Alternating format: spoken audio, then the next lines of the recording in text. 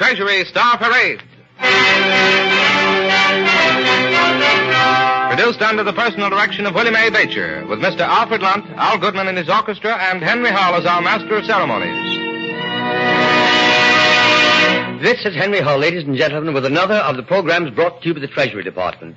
Several programs ago, I mentioned the fact that very soon, perhaps, someone might write a ballad of Bataan, a ballad of those brave men and women who made their last stand at Corregidor, the immortal battalions of Bataan. Ladies and gentlemen, that poem has been written by one of America's finest young poets, and your Treasury Department has invited one of America's ablest actors to interpret it.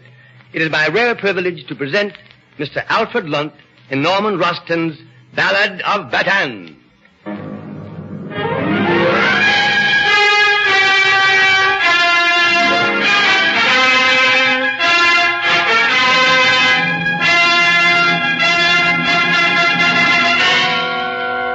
History is a branding iron.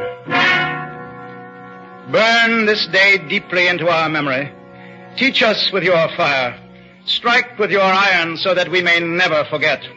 Burn into our minds and hearts the names and deeds of our men and women of Bataan.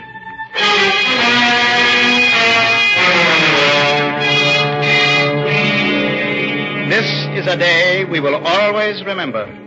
This is the day they came out of the east like poisoned arrows and struck. Starting this day, we sing of a new spirit of new heroisms made by our men and women in battle. Across the dangerous seas, we shout hello. Over the great curve of the earth, we send greetings. To you, Douglas MacArthur, tall and calm with the confidence of cannon. And you, Jonathan Wainwright, warrior who stood like a rock in Manila Bay. To you, soldiers, living and dead, Americans all who held out on that island, who fought on the beaches and the stone hills until you were blown out of the sea, here is your poem.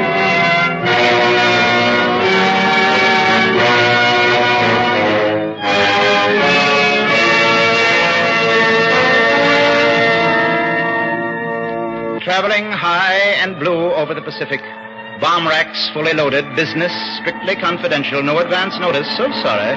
And a beautiful morning, too, Sunday, the day for rest, for sleepers, for prayer. There are smiling diplomats in Washington, the dagger behind the smile, the knife hidden in the sleeve, to strike. That's how it sounded by air. But they moved on the ground as swiftly. No sound effects for that. The reptile moving through his jungle makes no noise, and they were as reptiles moving through the Philippine underbrush with cotton pads around their bodies.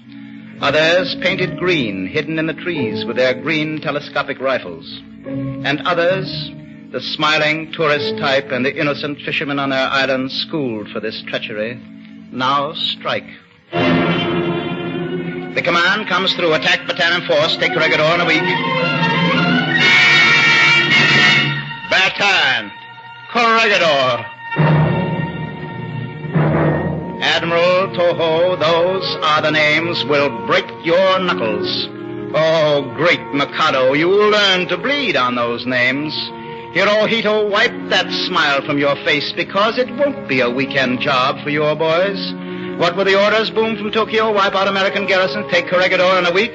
How long ago was that? What happened, Tokyo, old boy? Did you say Corregidor? Tell it to General Douglas MacArthur. Tell it to Jonathan Wainwright. Tell it to the Marines. Yes, and tell it to the Navy Detachment Cavite Bay who manned their guns with decks underwater. Tell it to the 31st Infantry, the boys from California and Tank Corps from Illinois, and guardsmen from New Mexico and points north and east. You scared them all right. Yes, sir. You had them running for cover. Straight from the foxholes of Bataan, meet the welcoming committee. The population greets you with flowers. Step right this way and get yours.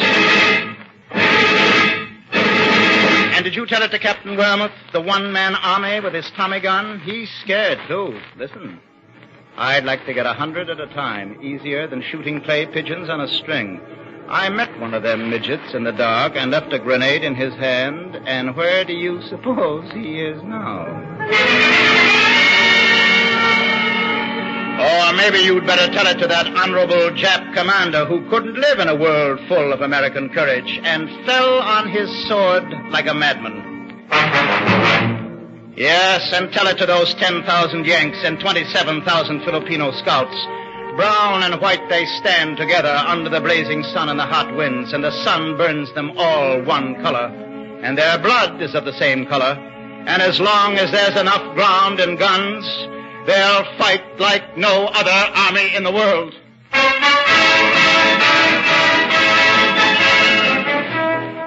And they did. They were rookies, most of them. This was their first war. They crouched at the noise at first, and they handled their guns like farmers, but they caught on fast. They knew the land and their footing. They fought stripped to the waist and grinning. This was their corner of the USA. This was Massachusetts and Minnesota. They fought along the Main Street jungles, house by house, door by door. At first, it was easy. There was food and water and fruit. There was plenty of quinine. There was room for retreat and a plan. Slowly, slowly, backward into Bataan, into the jungles and hills of Bataan.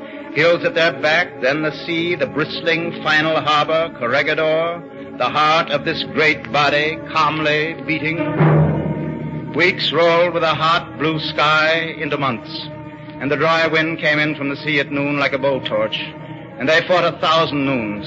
They fought for every yard of ground, wisely, shrewdly, without fear, outnumbered 10 to 1. They slugged it out in a slow, bitter retreat and hold, leaving the dead where they fell, striking out, stabbing into the night, riding out to meet the Jap tanks with the head-hunting Igorots tied to the turrets to guide them. And above, heroic and alone, the last 4 P-40 fighter planes riding out with their grinning pilots, their patched wings and tired motors, riding out to give 'em hell. That's fine, baby. Breathe deeply. Let's have all the horsepower you've got. There's a Jap cruiser underneath your wings, and we're going down to say hello. And there were others, all brave, army doctors who worked for the ground rocking, Dr. Adamo and Dr. Schwartz and others, and the women nurses who fought alongside the men without food or sleep. Yes, even with malaria and the quinine gone. Quinine, precious food of the jungle, gone. Malaria striking with its silent terror. They rammed the short finger of Bataan at point-blank range day and night. They pounded the sky like a drum hour after hour, day after day. They controlled the sky and the sea, filtered through the lines like locusts. They kept on coming. They took their time. They had plenty of time. And corpses. This was only an island, a target, and there was no road back for our men. Home was the ground beneath them. Their life was the length of the island, and there still was some time left, time to think of Mary and Pop, and the green lawn ready for mowing, and lakes in the summertime, and love, and how the Brooklyn Dodgers were hitting. Time to sing a little. I don't want to set the world on fire. Just one little flame in Tokyo will do. You listening at home, safe in your chair, surrounded by your safety, who do not feel the bullets strike or the sun's whip on your back, how can you know these weeks of battle? How can you feel the bayonet turn in the wound or gangrene eating the bone away? What image describes the grenade exploding in a foxhole to the loneliness of an evening? How do we tell the anguish of thirst? How is the leaking blood weighed and described?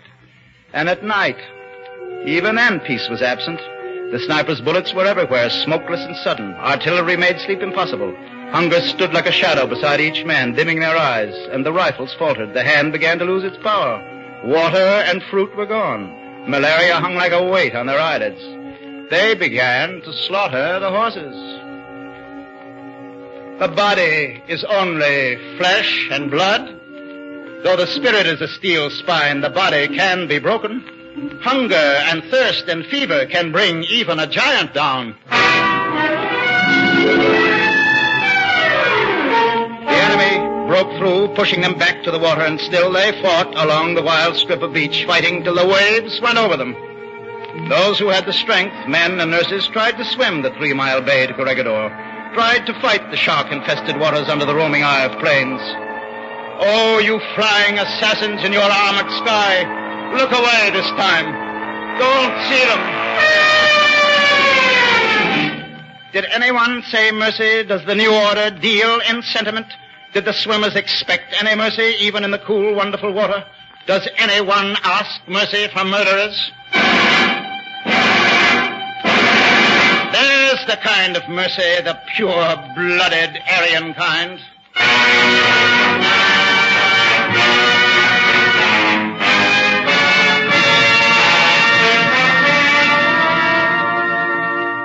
They tried to take Corregidor by sea, but the sea was another wall. They tried to take it by air, but the sky held. They took it by the back door of hunger and thirst, the back door of disease. They took it only after the men were stunned by bombardment. 10 days and 10 nights until the island seemed to crack in half, with the ground smashed beneath them and the sun darkened by planes. Our fathers of the living past, these are your sons. Remember them with Bunker Hill and Valley Forge.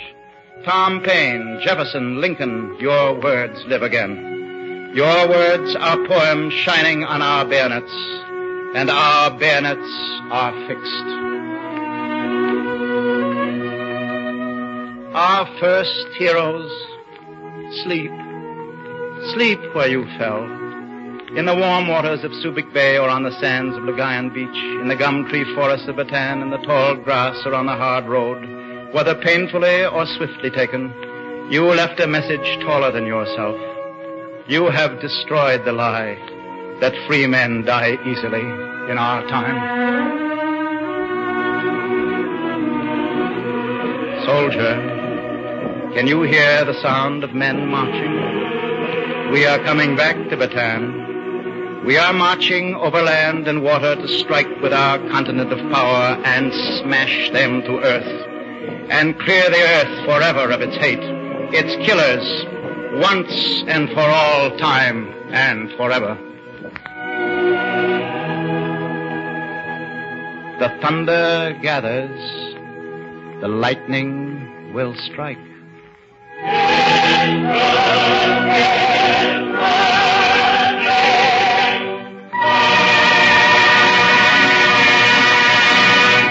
History is a branding iron, and the courage and fortitude of the men and women of Bataan will burn in our hearts forever.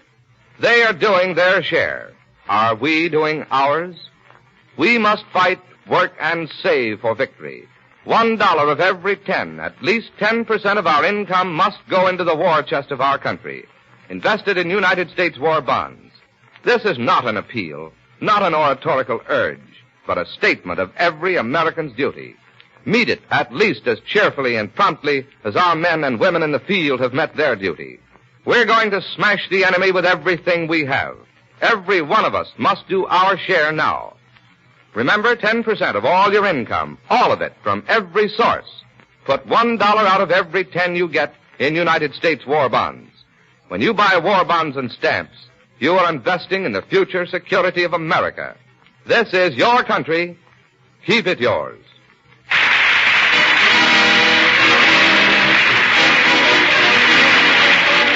The Treasury Department wishes to thank Alfred Lunt and this station for the use of its facilities. This is Larry Elliott speaking for the United States Treasury and suggesting you check the radio columns of your local newspaper and tune in the Treasury Star Parade.